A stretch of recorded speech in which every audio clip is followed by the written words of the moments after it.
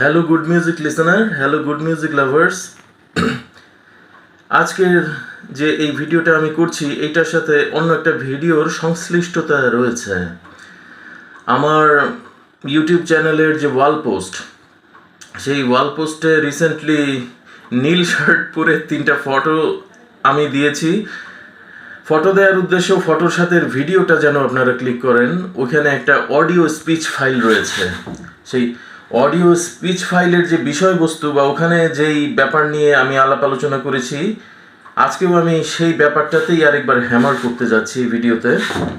ওইটা একটা উদ্দেশ্য আমার রয়েছে এই ভিডিওটি করার। পাশাপাশি আমার পুরাতন বন্ধু, আমার খুব প্রিয় বন্ধু, মজার ব্যাপার, তার সাথে আমার বন্ধুত্ব হয়নি কখনো, বন্ধুত্ব হয়নি কিন্তু হতে পারত। রহস্যময় ক্যারেক্টার মিস্টার রিজওয়ান রাকিব জুম্মা, ইয়ার 1995, West little flower school, Kakrail, Dhaka. 1995 থেকে 1997 সালের মার্চ মাস পর্যন্ত আমরা একসাথে ছিলাম এক স্কুলে।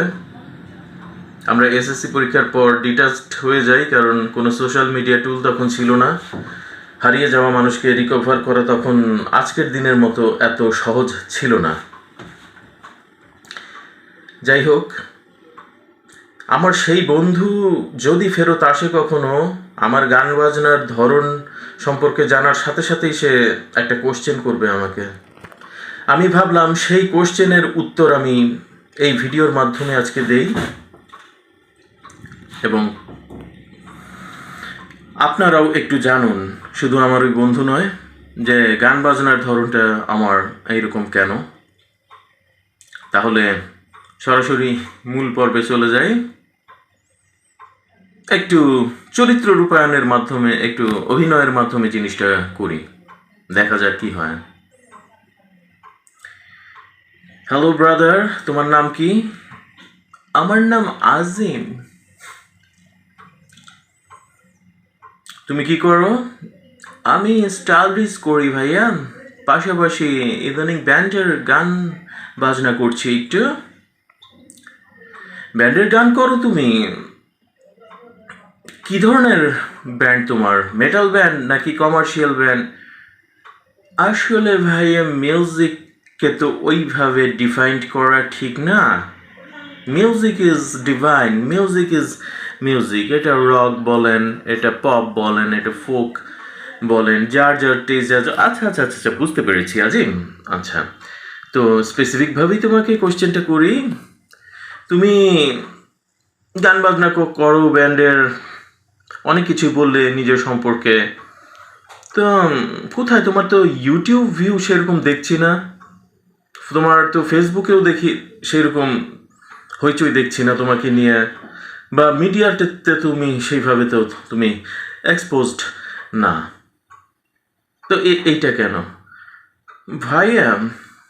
আমি মূলত নিজের মতো থাকি, মানুষের গান কপি পেস্ট করি না। আমি নিজে মিউজিক কম্পোজিশন করি, আমি স্প্যানিশ গিটার বাজাই। গান বাজনা করার পাশাপাশি আমি নিজের লিরিকটা নিজে লেখার চেষ্টা করে থাকি, নিজের মিউজিক কম্পোজিশনটা নিজের ব্যান্ডের সাথে, বন্ধু বান্ধবের সাথে বসে নিজেই করার চেষ্টা করে থাকি, এবং নিজের ভালো লাগাটা মানুষের মধ্যে ছড়িয়ে দিতে চাই, এবং আমি চাই এভাবে আমার একটা আলাদা ক্রাউড গড়ে উঠুক। মানুষের গান কেন কপি পেস্ট করব? নিজের যোগ্যতা দিয়ে নিজে আমি উঠতে চাই। কিন্তু আজিম, এইভাবে তো বাংলাদেশের মতো জায়গায় মিউজিক করাটা একটু কঠিন না?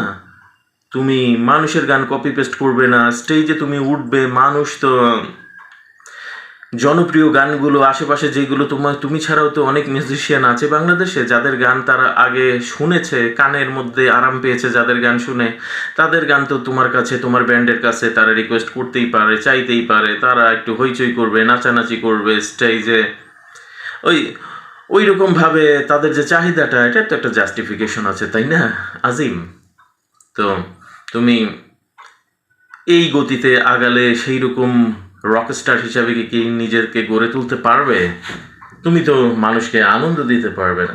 না ভাই, আমি মানুষকে, ম্যাস পিপলকে আনন্দ দেওয়ার জন্য তো গান বাজনা করি না। আমার লক্ষ্য আমার একটা ক্রাউড থাকবে।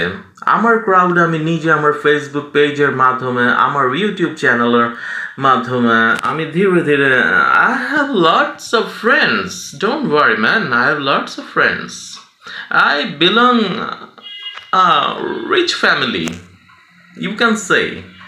সো নেটওয়ার্কের জন্য আমার খুব একটা টেনশন নেই। আমি আমার যে গোলটা সেট করেছি সেভাবেই আমি আসলে কাজ করছি। নিজের লেখা, নিজের ব্র্যান্ড নিউ গান, সেগুলোর ভিডিও মেকিং, কিভাবে গানগুলোর কাজ আমি করছি, গানগুলো আন্ডারগ্রাউন্ডে আছে সেই অবস্থায় আমি আগেভাগেই মানুষকে একটু একটু শুনিয়ে দিচ্ছি গানগুলো। তারপর মূল গান আবার রেকর্ডিং করে ইউটিউবে দিচ্ছি।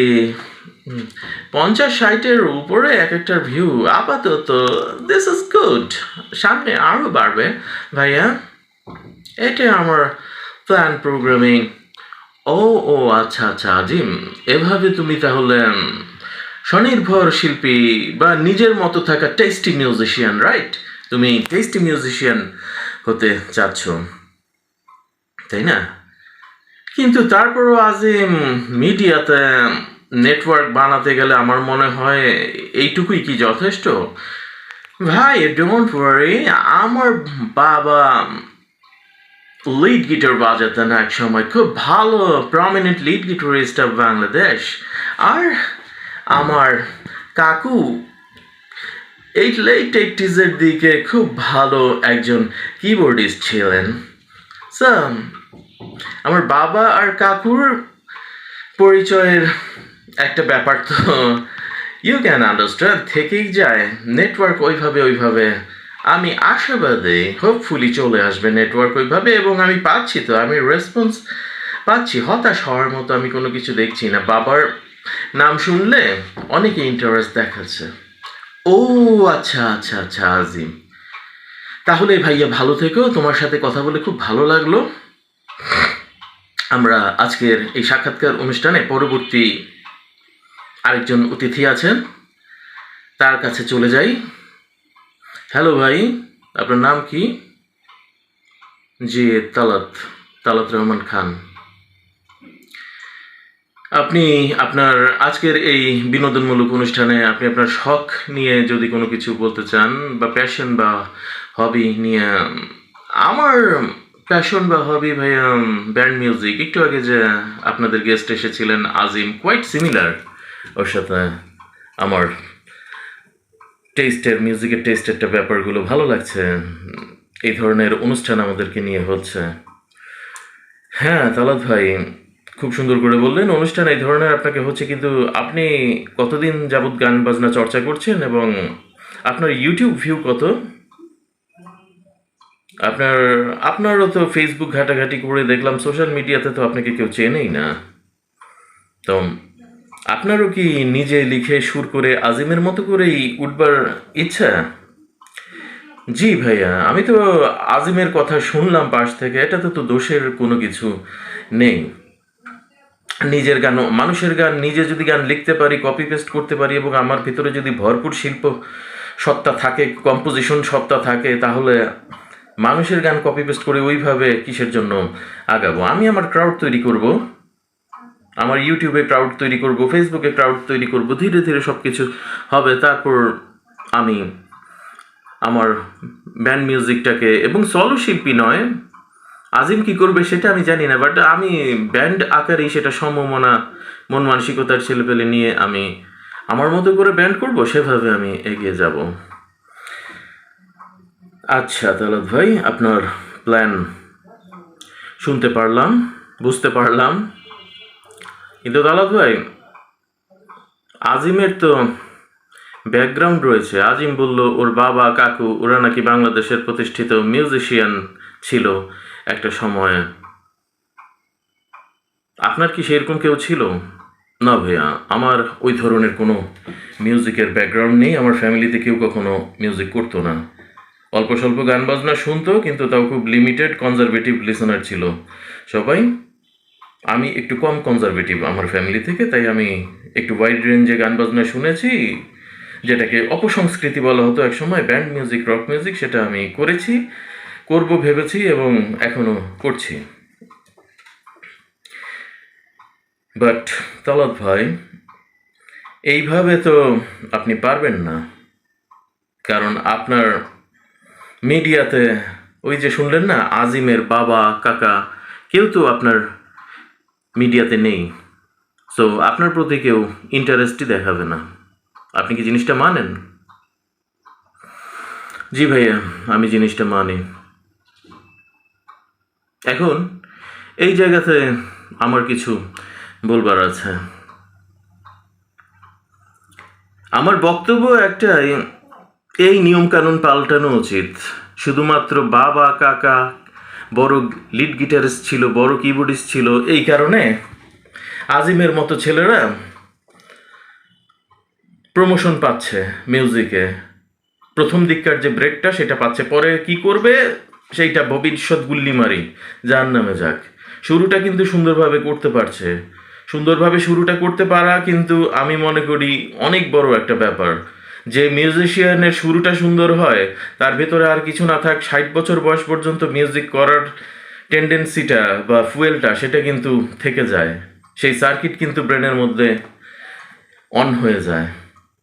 সো শুরুতে একটা মিউজিশিয়ানকে, শুরুতেই যেন একটা মিউজিশিয়ানের মৃত্যু না ঘটে, সেইটার জন্য আমার মনে হয় এগিয়ে আসা উচিত।